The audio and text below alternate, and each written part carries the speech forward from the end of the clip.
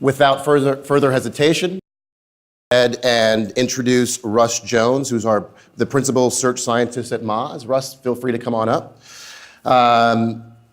The keynote this morning will be the State of Technical SEO, a discussion of trends in the technical SEO industry, covering a wide array of topics.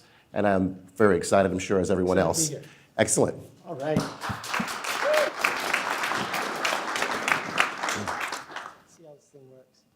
All right, folks, thank you all for coming out today. He's right, it is a lot warmer in North Carolina than it was here in Boston. It was 72 yesterday and beautiful. That's here. As it was just mentioned, I'm principal search scientist at Moz, which essentially means I get to do a lot of cool research as long as I promise to not touch the website, because it's better for everybody that way. But I did want to start with this. I am unreasonably, if not almost embarrassingly excited about this event today. I've been doing SEO for a little more than 10 years, and a lot of you here are veterans as well. And it seems like every conference, every discussion online for the last decade or more has been just two different camps going at each other for one-upsmanship, whether content is king versus links are king, or white hat versus black hat. But through that whole time, there's been a steady thread of innovation, focused on results, wholly uninterested in reputation or one-upsmanship, and that has been technical SEO. And it's about damn time we've had something for ourselves, and this is it. So I'm proud to be here. What I'm going to try and do today is actually take this at face value. So this will be the least technical SEO talk at the Technical SEO conference, which is fine because a lot of these folks are a lot smarter than I am anyway. But at the same time, I'm hoping at the end of we'll have a good perspective on what the industry is and where it's going. We're going to start from the ground up. We're going to begin with a definition that hopefully we can all kind of agree upon. Then we're going to talk about what that means in terms of the craft, what things fall under the rubric of technical SEO. Then we're going to take a step up and then talk about who falls into that industry. Where is it right now? Where is it going? And then hopefully at the end have a couple of insights, things that I think would be valuable in terms of your careers or your agencies or decisions you might make in the future. So if you haven't finished your coffee yet, I'm going to recommend you go ahead and throw it back now. That way you'll be able to pay attention. Just pass out on the next one. So this is the plan. This is what we got to do. Do I have a counter, a timer? Right there in the back, perfect. So I'm going to try and fly through all this in about 22 minutes. So let's make this happen. All right, so what is technical SEO? Normally when we're trying to figure out a definition of something, you just start throwing out examples, things that you know it is, things that you know that it isn't. So that's a pretty straightforward way to get going at this. I mean, we know about JSON LD. In fact, we'll see a little bit later that this term actually correlates very, very directly with searches for SEO. Or hreflang tags. I mean, these are exactly what all of us would know as technical SEO. These are code that you would add to a page for the specific purpose of communicating something to a bot. And this is right up that alley. But it doesn't necessarily have to be code. I mean, we could talk about pre-render technologies for JavaScript sites where we're doing something technical to help SEO, but we're not necessarily programming anything unique. Or we could go to something that's not quite as technically difficult. It's not really even code. It's just a little bit of information that we're paying forward to a bot just so they know what to do on our site. But if there was any inception of technical SEO foundation it was built on, it was probably robots.txt. What about other things? Ancillary technologies that most of us probably deal with that help us in rankings or maybe don't, but at the same time we'd probably do for users as well, like speeding up a website. Well, what about other things that we see in our industry? What about content? What about links? Do these fall under the rubric of technical SEO? So I took some time talking to a couple of the other panelists here and tossing around some ideas for a potential definition. What I came up with is this: any sufficiently technical action undertaken to improve search results. Now, you noticed I underlined two things.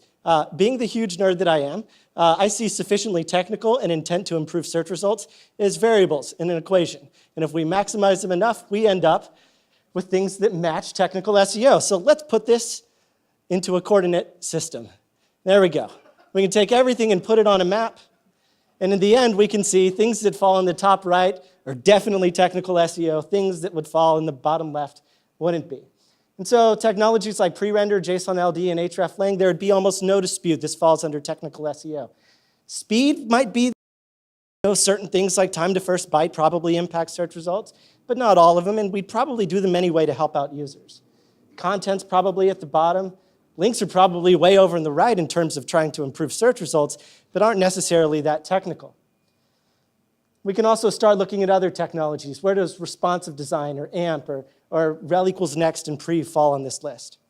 But now that we've got a definition in place, and what I like to call a big tent definition, because we can start to include all of the different types of technologies and strategies we might implement, we should start looking at where this actually falls into our craft. And probably the best place to start, and most of you probably work, is the tech stack. So most of you probably work at least at some point on one of these levels. You're either really close to the metal and you're doing data storage and web server stuff, or you might be doing front-end code, or maybe you're managing stuff between the code and the web itself. So we can take something like speed, and then we can start looking at all of the different things you might do, all of the things you might implement to improve your search results. That might be choosing better query caching or the type of encoding that you're using on your site. It might be minifying content a CDN. Now there's bot control. Remember I mentioned earlier that robots.txt is probably the foundation upon which this industry was built. Well, there's a lot more than that now. Whether you're doing it via htaccess or an XRobots or using one of the many networks now available, like Distill networks for doing bot control, you're all doing technical SEO. Of course, there's HTTPS, there is responsive design, there's internationalization, hreflang. I mean, the list just keeps going on and gets longer and longer every year until eventually this whole board fills up and there's nothing left. But is there? I mean, honestly, end with the tech stack. One of the arguments I often get into is this idea of another one of those two-sided camps of the art versus the science of SEO. And most people would say that technical SEO is the science side of that debate. But the truth is that it's not two camps. They work together. I mean, we can just start to list off dozens of different tools and products and pieces of research that are being done to improve the type of content that we produce for our website specifically to improve search results. I mean, it will recommend keywords, things will automatically tell you whether your content is relevant, make new recommended content actually generate content, and all of this stuff is technical SEO. Now, if content's not immune, then maybe links are. Or is it true that every single metric that we use out there to determine the quality and the quantity of links that we should get, which ones we should get rid of, and the research, of course, that goes into this is all technical SEO. Now, I think it's worth pointing out that intersection is almost always research. That intersection between technical SEO and the other parts of SEO that are most important, links and content, is almost always research driven by technical SEOs. And so what I like to think of is that part of technical SEO is being the R&D wing of our industry. Most of the good research that you will see either years ago or in the years to come will come from technical SEOs. And it's not because other folks aren't capable of doing it. It's just the practice itself of doing research and following good experimental design is a technical endeavor. And when studying the web, it certainly becomes one. So when I see shit like this, when I see articles that technical SEO is just makeup, I don't know what the fuck they're talking about. So off the soapbox for a little bit, let's start moving up a notch. We've talked about the craft a little bit, everything that goes into it, and hopefully today you'll get some deep dives into what those things are. But we need to talk a little bit about the industry. How are we doing? Who's using our technology? When are they using it, and why?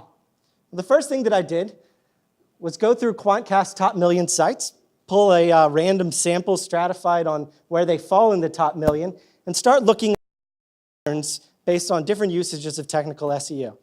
Admittedly, I chose the easy ones that are footprints in code, but at the same time, I think it still shows a pretty valuable point. This is just a graph, pretty obvious, of which sites are using AMP. Now, I will go ahead and say that this isn't entire sites using AMP. It just means that at least one page on the site is using AMP. But there is an obvious linear relationship here between which sites are using technology and which sites aren't. The top 1,000 sites, the most important and powerful sites, are using AMP, and the ones at the bottom, the lower million, are less likely to. Is that true across the board? Maybe that's a hypothesis we could propose. Well, when we look at JSON LD, the numbers actually start to skew a little bit. It's not quite as obvious a relationship. Sure, the top is still more likely to use it on at least one page, but the bottom's kind of catching up. Well, what if we move on to another technology, like JSON's older brother or sister, schema or structured data? And now that seems to have erased altogether. It appears that that original relationship that we saw is gone. It's pretty much a flat line. And if we go real old-fashioned, like just the use of a meta robots tag, it all but reverses. And we start to see that are actually using it more often than sites at the top. Now, of course, sites at the top have other options. They could be using an X-robots tag. They might be handling it just in the robots.txt. There are lots of other options. But there is one pattern that hopefully some of you saw, which is that those were in chronological order. And what we see over time is that the newest and greatest technologies get quickly adopted, and over time, slowly but surely, the sites near the end tend to adopt it more. And I think this is a pattern that is incredibly important to our industry, and we're going to see why in a little bit longer. There is an obvious relationship between adoption and the importance of a site over time. And we can actually map other types of technologies. I did it with nofollow and canonical tag and a few others, and they all still fall on this general line. So one quick takeaway, it's kind of a duh takeaway, but I think it's important to kind of beat into our heads, is that high-performing sites are early adopters of new technical SEO. Most of you here today are interested in learning about the latest and greatest, but it's also important to know that the only people installing the latest and the greatest, by and large, are the high-performing sites. I don't think that's causal. I don't think that if you go out and install AMP today, you're going to 1,000 Quantcast best sites. But at the same time, it's important when we start talking about the industry as a whole in a little bit and where you ought to be considering the direction of your company or your personal career. So let's talk about a few other takeaways. I wasn't going to stop my research with just who's using these types of technologies.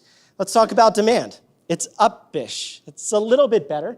And it's definitely obvious that over many, many years it's increased, but it's spiked and it's coming back down a little bit too. So that's a curious spike right there. Second insight, unfortunately, the industry follows the technology.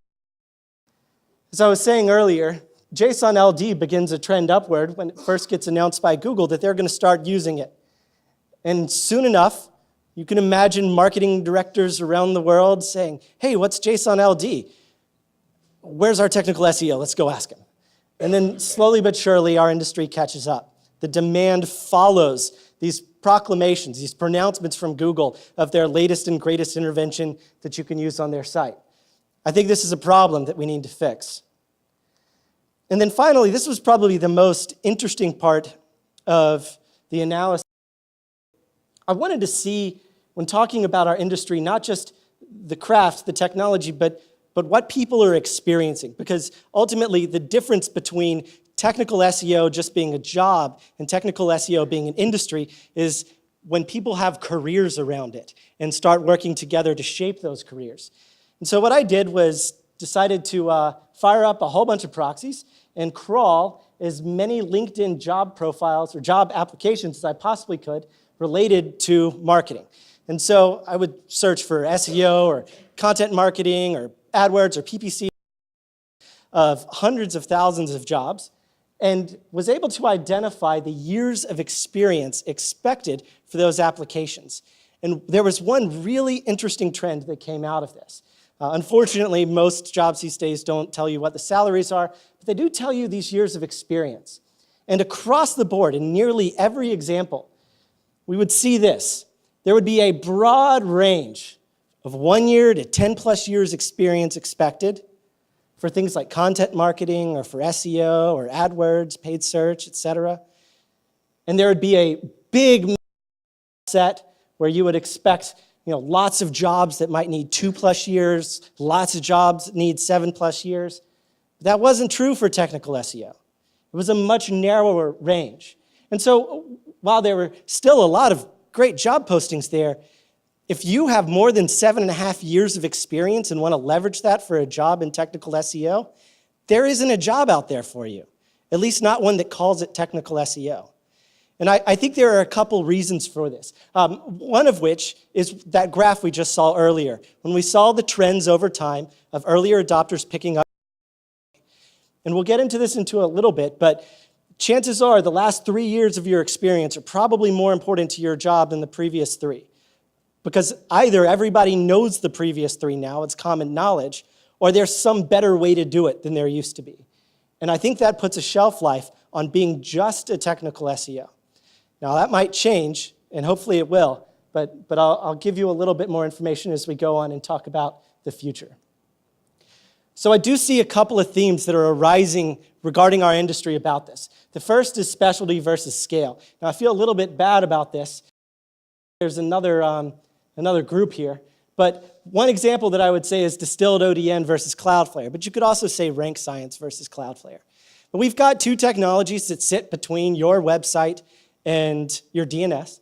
And what distilled ODN does and rank science, at least one of the things they offer, are really high-end technical SEO features, but at a price. Now, it's not to say that they're unaffordable or anything of that sort, but compared to free, like Cloudflare, it's a big difference.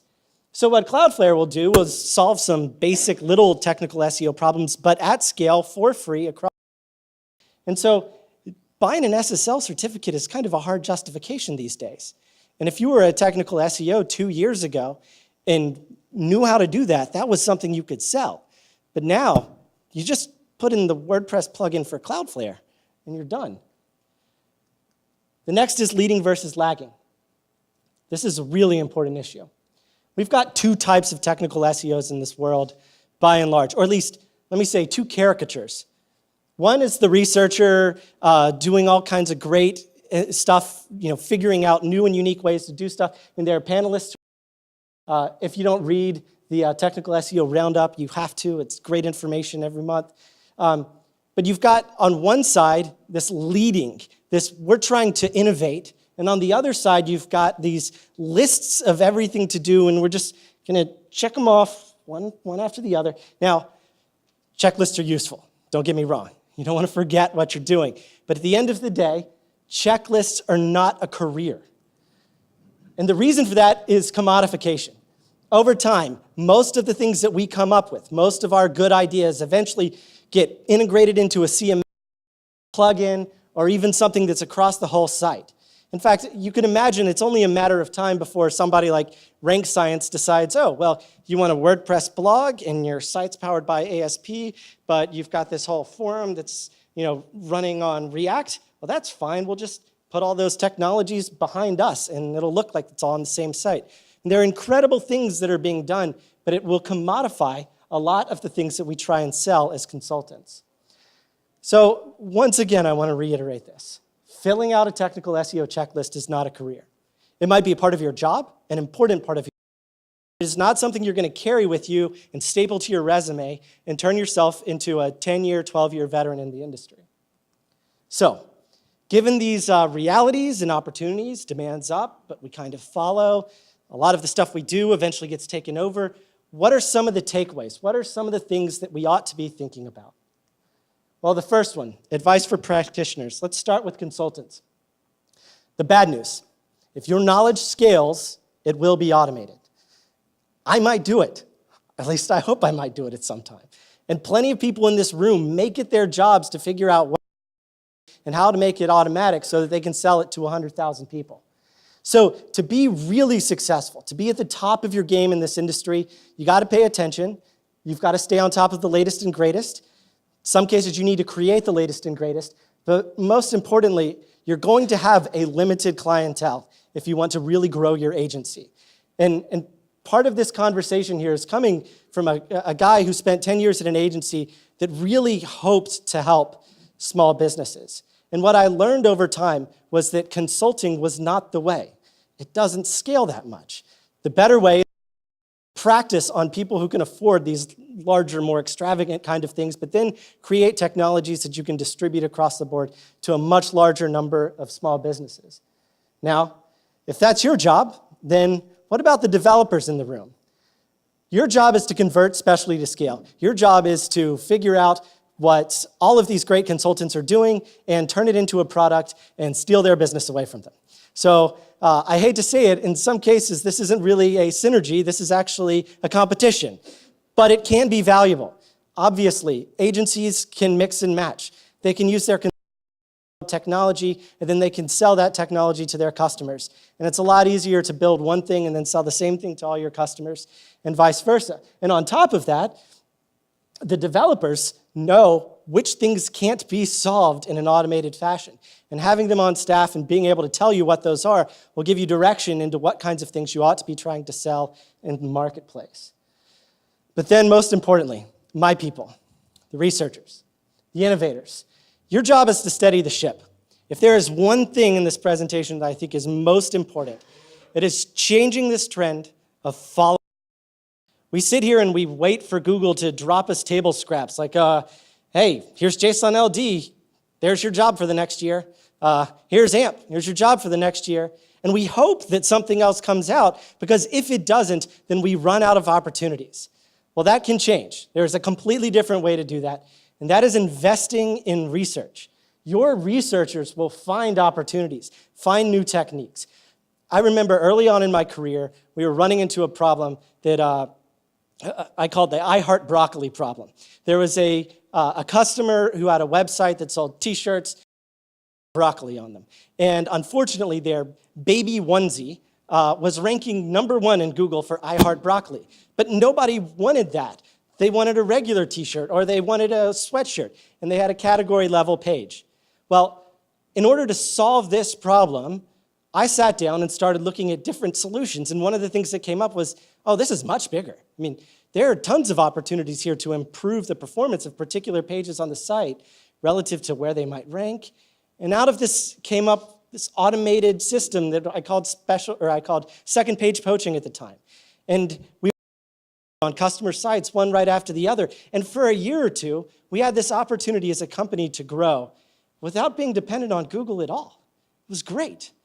And so if I had one word of advice, it's that consultants and developers should be looking to invest in research. Your researchers are the future, quite literally, of your industry. They will produce for you what you can sell. And if you aren't, then you're only reselling what Google has told everybody else to put on their shelves. And that's only going to last a year or two. We know it will, because we've seen the graphs that prove it. Then 4 or 5 will be commodified. So hopefully you've got some ideas on what you need to be doing if you're a consultant, a developer, or a researcher. And I hope by the end of today, as you deep dive into all of the great things that are being done in this industry, you'll have an opportunity to go home, put your head to the millstone, and actually turn out some great work. So once again, I'm excited you're here, and I hope we have a great day.